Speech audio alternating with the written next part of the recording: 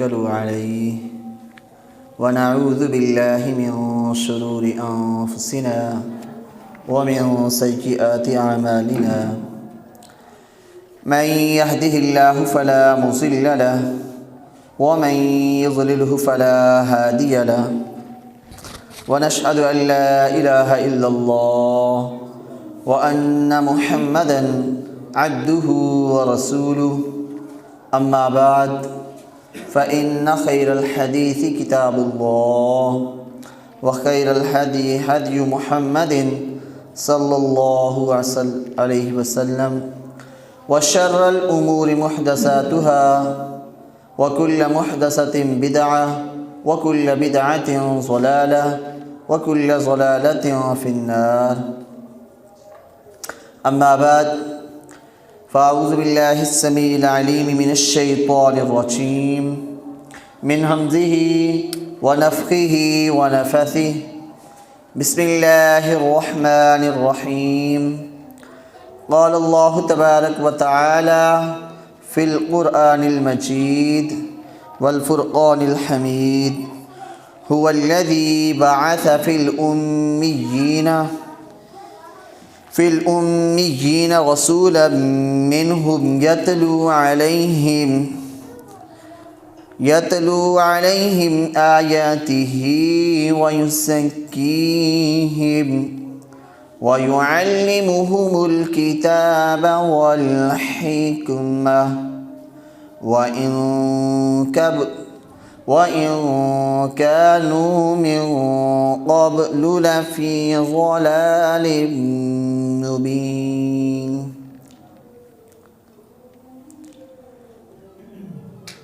سامعین محترم، میرے برادران، تمام قسم کی حمد و ثنا اللہ وحدہ لا شریک کے لیے کہ جس نے تمام کائنات کو تخلیق کیا، بنایا، اور بنانے کے بعد اس کو بنانے کا مقصد بھی بتلا دیا. چنانچہ ارشاد ہوا وما خلقت الجن والانس الا لیعبدون، کہ میں نے جنوں اور انسانوں کو صرف اور صرف اپنی عبادت کے لیے پیدا فرمایا ہے. اس کے بعد انگنت بے شمار لاتعداد درود و سلام ہوں اس ذات اقدس پر کہ جن کا نام نامی اور اسم گرامی محمد مصطفیٰ صلی اللہ علیہ وآلہ وسلم ہے. آپ پر بے شمار اللہ کی طرف سے رحمتیں نازل ہوں، اور اس کے بعد آپ کے صحابہ کرام پر کہ جنہوں نے دین کے لیے بے شمار مصیبتیں اور تکلیفیں جھیلیں، اور اس کے بعد ہم تک صحیح و سالم دین پہنچا. اور تمام ائمہ کرام، محدثین، مفکرین کہ جنہوں نے ہم تک دین پہنچانے کے لیے مصیبتیں، پریشانیاں جھیلیں اور ہم تک دین حنیف کو پہنچایا. اللہ تبارک و تعالی ان سب سے راضی ہو اور ان کے جنت میں درجات کو بلند فرمائے،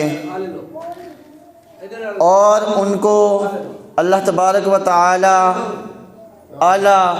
و افضل مقام عطا فرمائے. آپ سامعین محترم، آپ صلی اللہ علیہ وسلم کو جب اللہ تبارک و تعالی نے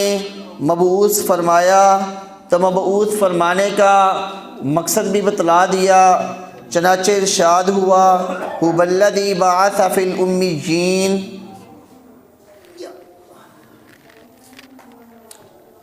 هو الذی وہی ذات ہے جس نے بعث مبعوث کیا، بھیجا، رسولا فی الامیین، امیین کہتے ہیں ان پڑھ لوگوں کو، ان پڑھ لوگوں میں سے، رسولا منہم، ایک رسول، منہم انہی میں سے. اللہ تبارک و تعالی نے اس آیت کو نازل کر کے یہ بتلا دیا کہ رسول غیب سے نہیں آیا، فرشتہ نہیں آیا، بلکہ انہی لوگوں میں سے ایک بندے کو، اللہ کے ایک بندے کو مقرر فرما دیا جن کا نام نامی محمد صلی اللہ علیہ وآلہ وسلم تھا۔ کس لیے مقرر فرمایا؟ یتلو علیہم، کہ وہ ان کے اوپر تلاوت کرے آیاتی ہی، اس کی آیات، وَيُعَلِّمُهُمُ الْكِتَابَ وَالْحِکْمَةَ، اور وہ ان کو کتاب اور حکمت کی باتیں سکھلائے، وَإِن كَانُوا مِن قَبْلُ لَفِي ضَلَالٍ مُبِينٍ، اور اس سے پہلے وہ کھلی گمراہی میں تھے۔ اس آیت سے ہمیں دو باتیں پتہ چلتی ہیں۔ ایک یہ کہ آپ صلی اللہ علیہ وسلم عرب لوگوں کے ہی قبلے، ان کے ہی خاندان سے تھے، ان کے ہی قریش کے ہی ایک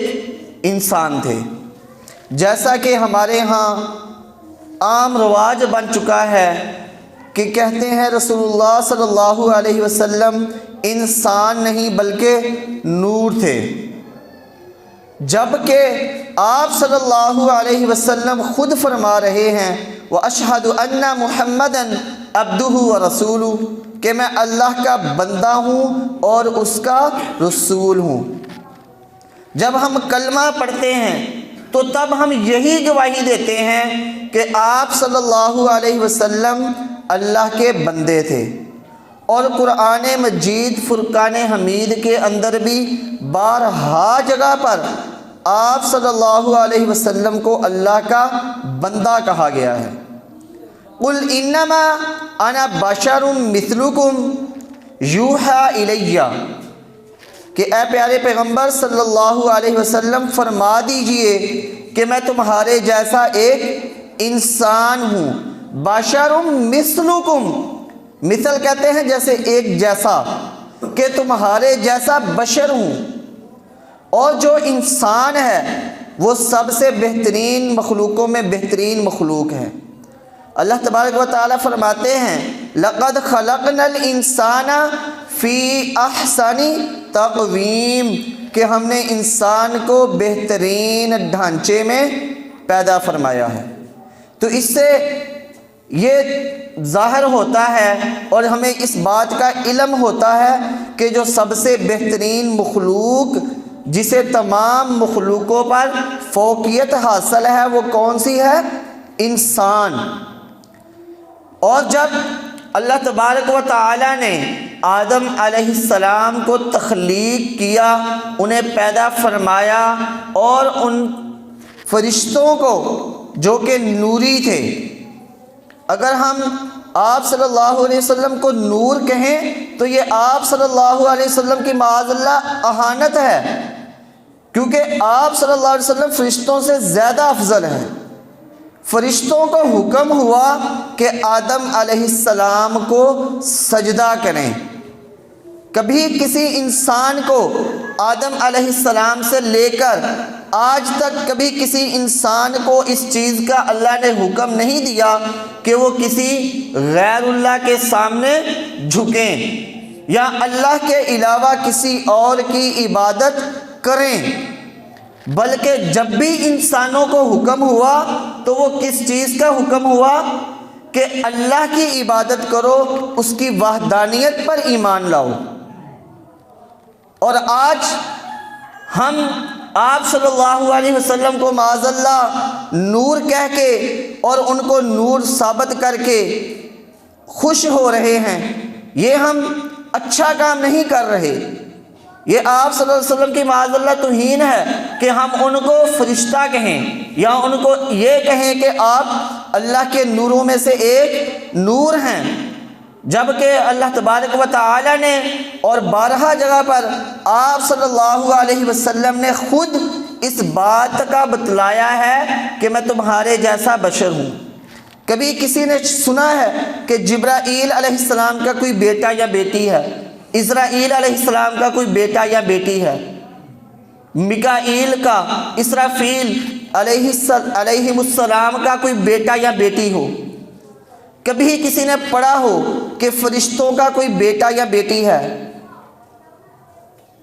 کبھی بھی اس بات کا کوئی ثبوت نہیں ملتا۔ اللہ تبارک و تعالیٰ نے فرشتے ان گنت بے شمار پیدا کیے ہیں،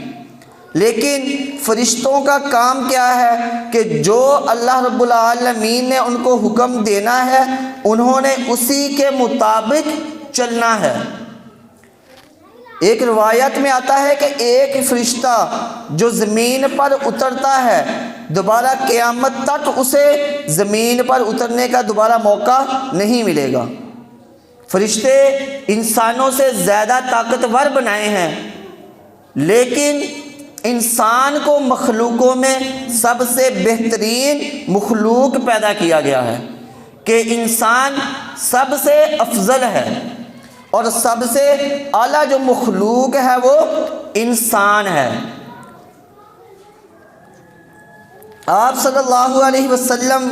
جب ایک دفعہ نماز پڑھا رہے تھے تو آپ صلی اللہ علیہ وسلم نے 2 رکعت پڑھانے کے بعد سلام پھیر دیا تو صحابہ کرام چپ تھے تمام رعب کی وجہ سے۔ تو ایک صحابی کے بارے میں آتا ہے، اور بعض لوگ جو جلدی میں نکلنے والے تھے، جیسے کسی کو کام ہوتا ہے نہ سلام پھیرتے ہی نکل جاتا ہے باہر، ایسے بعض جو جلد بازی والے لوگ باہر نکل گئے۔ تو ایک صحابی جس کا نام تو نہیں معلوم ہوا، البتہ یہ کہتے ہیں کہ وہ ذوالیدین تھا، اس کے ہاتھ لمبے لمبے تھے، جیسے انسانوں کے ہاتھ چھوٹے بھی ہوتے ہیں بعض کے ہاتھ لمبے ہوتے ہیں۔ تو اس نے کہا یا رسول اللہ صلی اللہ علیہ وسلم کیا نماز کم ہو گئی ہے یا آپ بھول گئے ہیں؟ تو آپ صلی اللہ علیہ وسلم نے فرمایا نہ میں بھولا ہوں نہ نماز کم ہوئی ہے۔ تو پھر صحابہ کرام ابو بکر و عمر سے تصدیق کی کہ ہاں واقعہ ہی نماز کم پڑھائی ہے۔ تو پھر آپ صلی اللہ علیہ وسلم دوبارہ کھڑے ہوئے اور دوبارہ نماز کو مکمل فرمایا، اور فرمایا کہ میں بھی تمہارے جیسا بشر ہوں، میں بھی بھول سکتا ہوں، اگر میں بھول جاؤں تو مجھے یاد کروا دیا کرو۔ اور آج ہم آپ صلی اللہ علیہ وسلم کو نور ثابت کرنے کے پیچھے لگے ہوئے ہیں۔ مجھے اچھی طرح یاد ہے کہ جب ہم چھوٹے ہوتے تھے تو 12 ربیع الاول کو وفات النبی کا نام دیا جاتا تھا، اور اہل سنت والجماعت کی بھی بہت ساری کتب کے اندر یہ وفات النبی کا ہی ڈیٹ لکھی ہوئی ہے، لیکن شیطان نے ہمیں ایسا ورغلایا کہ ہم نے نبی اکرم صلی اللہ علیہ وسلم کی وفات کے دن کو آپ کے پیدا ہونے کا دن مقرر فرما دیا، اور اس دن یہاں پر بس نہیں ہوئی بلکہ ہم ایسے بے فضول کام کرتے ہیں جو نہ تو صحابہ کرام نے کیے نہ تابعین نے کیے۔ کیا جو آج لوگ اس آیت کو جو قرآن کی ہے قُلْ بِفَضْلِ اللَّهِ وَبِرَحْمَتِهِ فَبِذَلِكَ فَلْيَفْرَحُوا، کہ کہہ دیجئے آپ صلی اللہ علیہ وسلم بفضل اللہ، اللہ کے فضل کے ساتھ، وبرحمتہ، اور اس کی رحمت کے ساتھ، فَلْيَفْرَحُوا، بس چاہیے کہ تم خوش ہو۔ اس آیت کا نہ تو ہم آگے سے پڑھتے ہیں کہ اس آیت کس بارے میں ہے، اور نہ ہی اس کی پچھلی آیت کو پڑھتے ہیں۔ یہ تو وہی کام ہو گیا جو یہود و نصارہ نبی کریم صلی اللہ علیہ وسلم کے ساتھ کرنا چاہتے تھے، کہ جب آپ صلی اللہ علیہ وسلم کے پاس ایک مسئلہ آیا تو انہوں نے پچھلی آیت کے اوپر ہاتھ رکھ لیا اور اگلی آیت آپ کو دکھلا دی کہ یہ دیکھیں ہمارے ہاں اس کی یہ سزا ہے۔ تو پھر اب حضرت عبداللہ جو یہودیوں کے ایک بڑے عالم تھے، مسلمان ہوئے تھے، انہوں نے بتلایا کہ یا رسول اللہ یہ غلط کر رہے ہیں، اس سے پچھلی آیت ان سے فرمائیں کہ پڑھیں۔ اسی طرح جو آج کل ٹی ویوں پہ بیٹھ کر اس چیز کو ثابت کرنا چاہ رہے ہیں کہ عید میلاد النبی منانے کا حکم اللہ نے دیا ہے، ان سے یہ ریکویسٹ ہے، گزارش ہے کہ اس آیت کو بھی پڑھیں جو اس سے پہلے نازل ہوئی ہے، کہ یہ اللہ تبارک و تعالی نے کس بارے میں ہمیں حکم دیا ہے۔ ہاں قرآن، اس سے تو یہ تو ثابت ہو سکتا ہے آج سے کہ قرآن کے نزول کے اوپر خوشی منائی جائے، اور اس کا طریقہ بھی صحابہ کرام نے بتلا دیا کہ رمضان کی آخری طاق راتوں میں 21, 23, 25, 27 اور 29 کو اللہ تبارک و تعالیٰ کی بندگی کرو، شب قدر کو تلاش کرو، اور قرآن چونکہ نازل بھی انہی راتوں میں ہوا ہے، تو اسی لیے ہمیں ان آیتوں کے بارے میں یہ خوشی یہ ہے کہ ہم اللہ تبارک و تعالیٰ کی عبادت کریں۔ یہ خوشی نہیں ہے کہ نعوذ باللہ ہم مدینے کے ماڈل بنا کر ان کی اہانت کریں۔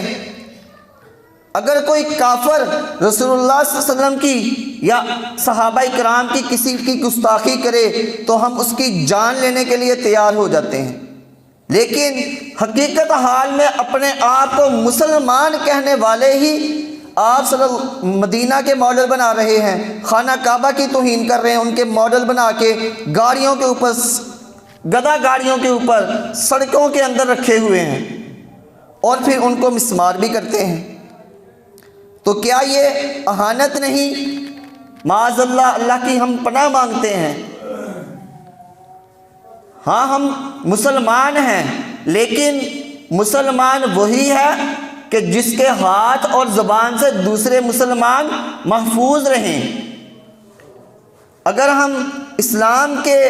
عموم کے اوپر تو چلتے نہیں ہیں جس کا اللہ تبارک و تعالیٰ نے ہمیں حکم دیا ہے، ہم وہ کام کرتے نہیں ہیں۔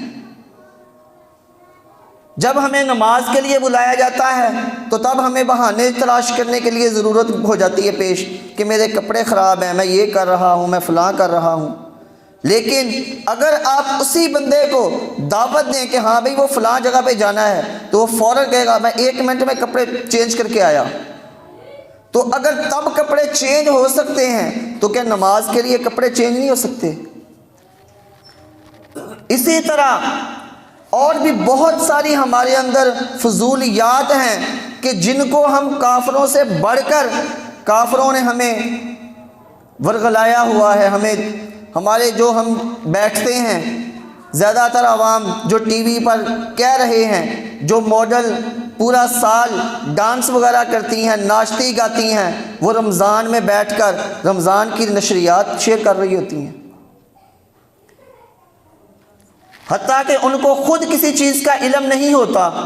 تو پھر انہوں نے کیا کرنا ہے؟ دین کو ایسے ہی تروڑ مروڑ کے پیش کیا جائے گا، اور جب وہاں پر دین کو توڑ مروڑ کے پیش کیا جائے گا تو پھر عوام جو پڑھی لکھی نہیں ہے ان کو کون یہ بات بتلائے گا؟ زیادہ تر عوام ایسی ہوتی ہے کہ وہ ٹی وی پہ بیٹھے ہوئے، حتیٰ کہ ان کو پتہ بھی ہوتا ہے کہ یہ عورت پورا سال، یہ مرد پورا سال بے حیائی کے کام کرتا ہے، یہ فلمیں کرتا ہے، ڈرامے کرتا ہے، ناچ گانے کرتا ہے، یہ عورت یہی کام کرتی ہے، لیکن رمضان کے اندر جب وہ ٹرانسلیشن کر رہے ہوتے ہیں، بیٹھے دین کی تبلیغ کر رہے ہوتے ہیں، ہم سمجھ لیتے ہیں یہ بہت بڑے حاجی ہیں، لیکن حقیقت حال اس کے برعکس ہوتی ہے۔ آج مسلمان ذلیل کیوں ہیں؟ فرانس کے حکمران نے گستاخی کرنے والوں کی حوصلہ افزائی کی، لیکن ہمارے حکمران کیا کر رہے ہیں؟ بس کہہ دیتے ہیں اینٹ کا جواب پتھر سے دیں گے۔ وہ کب پتھر سے اینٹ کا جواب دو گے؟ جب ایک مسلمان بھی دنیا میں نہیں رہے گا۔ اگر کوئی بندہ مسجد کے اندر ایسی بات کرتا ہے یا ایسے بیان کر دیتا ہے تو اس کے بارے میں لوگ کہنا شروع ہو جاتے ہیں کہ وہ یہ سیاسی تقریریں کر رہا ہے، یہ سیاسی مولوی بن گیا ہے۔ ہم جب ووٹ دینے کی باری آتی ہے تو کافروں کو ووٹ دیتے ہیں جو یہود و نصارہ کے ایجنٹ ہوتے ہیں۔ ہمیں پتہ ہوتا ہے یہ زانی شخص ہے، یہ شرابی شخص ہے، یہ نشئی ہے، تب ہم کسی دیندار کا انتخاب کیوں نہیں کرتے؟ ہونا تو ایسا چاہیے کہ تب بھی ہم دیندار کا انتخاب کریں، لیکن ہم چاہتے یہ ہیں کہ یہاں پر دین اسلام نافذ ہو۔ دل میں یہی خواہش ہوتی ہے کہ ہم رسول اللہ صلی اللہ علیہ وسلم کی خاطر جان دینے کے لیے قربان ہیں، لیکن جب رسول اللہ صلی اللہ علیہ وسلم کا حکم آتا ہے تو تب ہم کہاں چلے جاتے ہیں؟ اس حکم کو ماننے کے لیے تیار نہیں ہوتے، تب ہمیں وہ جو یہود و نصارہ کا نظام ہے وہ پسند آ جاتا ہے۔ اگر اسلام کہتا ہے سود ختم کرو تو بینکوں میں ہم نے وہی نظام رکھنا ہے، لیکن ہمیں محبت رسول اللہ صلی اللہ علیہ وسلم سے ہے، اور جب ہم چاہتے ہیں کہ مرے تو مدینہ کے اندر مریں اور ہماری تدفین بھی وہاں پر ہی ہو، لیکن جب عمل کی باری آتی ہے تو تب ہم یہود و نصارہ کے ساتھ مل جاتے ہیں، جو ہمیں وہ کہتے ہیں ہم اسی کے ساتھ مل جاتے ہیں۔ ایک مسجد کا متولی، مثال کے لیے بیان کر رہا ہوں، ایک مسجد کا متولی جو مسجد کے اندر جھاڑو دے رہا تھا، تو جب امام صاحب آئے تو انہوں نے پوچھا یہ کیا کر رہے ہیں؟ تو اس نے کہا کہ میں مسجد کی صفائی کر رہا ہوں تاکہ میں نیکیاں کماؤں۔ اس نے کہا یہ اچھی بات ہے، لیکن یہ ثواب آپ عوام کے لیے چھوڑ دیں، عام لوگوں کے لیے چھوڑ دیں۔ آپ کا کام مسجد کی صفائی کرنا نہیں ہے، آپ کا کام مسجد کو بنانا ہے کہ آپ نئی مسجد تعمیر کریں۔ تو میں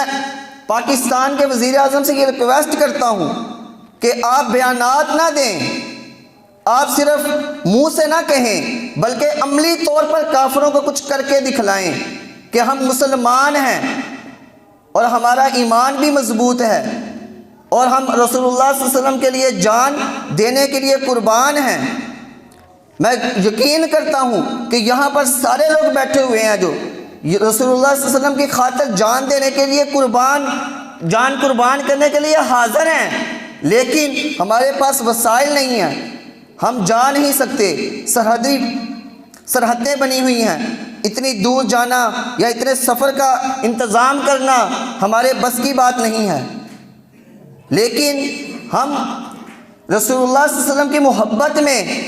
یہ تو کر سکتے ہیں کہ ان کی مصنوعات کا بائیکاٹ کیا جائے۔ جو بھی فرانس کی مصنوعات ہیں جن کے اوپر LU لکھا ہوتا ہے، تو آپ کو پتہ ہونا چاہیے کہ یہ یہود ان کی ہے، فرانس کی، جو ہمارے رسول اللہ صلی اللہ علیہ وسلم کے گستاخ ہیں۔ ہمارے ہاں سے وہ بلین کھربوں کماتے ہیں، اربوں خربوں، اور وہ ہمارے ہی رسول اللہ صلی اللہ علیہ وسلم کے خلاف بھونکیں، تو یہ ہم کیسے برداشت کر سکتے ہیں؟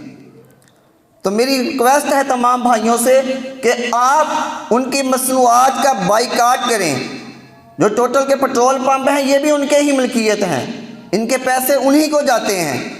تو ایسی تمام ان کی پروفٹ سے وہ آپ صلی اللہ علیہ وسلم کی شان میں گستاخی کریں تو یہ ہم بھی اس کے اندر شامل ہو جائیں گے۔ تو یہ اپنا عہد کریں، اپنے آپ کو اس ذمہ داری کے لیے مضبوط کریں کہ ہم نے یہود و نصارہ کی کوئی بھی بنائی ہوئی چیز نہیں استعمال کرنی۔ آج کل میڈیا کے اوپر ہر وہ چیز ہمیں پتہ چل جاتی ہے جو یہود و نصارہ ان کی بنائی ہوئی ہے، فرانس کی ہم تک پہنچی ہوئی ہے۔ آپ ان کی مصنوعات کا بائیکاٹ کریں، اور جو ہمارے حکمران ہیں وہ ان کو عملی طور پر جواب دیں، ان کے سفیر کو یہاں سے ملک بدر کریں، ان کو پتہ چلے کہ یہاں پر ہماری کوئی چیز نہیں، ہمیں ان کی کسی چیز کی ضرورت نہیں ہے۔ الحمدللہ ہمارے پاس اللہ کا دیا ہوا ہر چیز ہے، جو ہم اللہ کا مال استعمال کرنا چاہتے ہیں، جو اللہ نے دیا ہے ہمارے پاس وافر مقدار میں ہے، تو ہم کیوں ان کی بات مانیں، ہم کیوں ان کے نیچے لگیں؟ تو آج سے یہ عہد کریں کہ ہم نے رسول اللہ صلی اللہ علیہ وسلم کی خاطر عملی طور پر قربانیاں دینی ہیں۔ اللہ تبارک و تعالیٰ سے دعا ہے کہ اللہ تبارک و تعالیٰ ہمیں آپ صلی اللہ علیہ وسلم کو جس لیے مبعوث کیا گیا ان تمام احکامات پر عمل پیرا ہونے کی توفیق عطا فرمائے۔ وآخر دعوانا الحمد للہ رب العالمین۔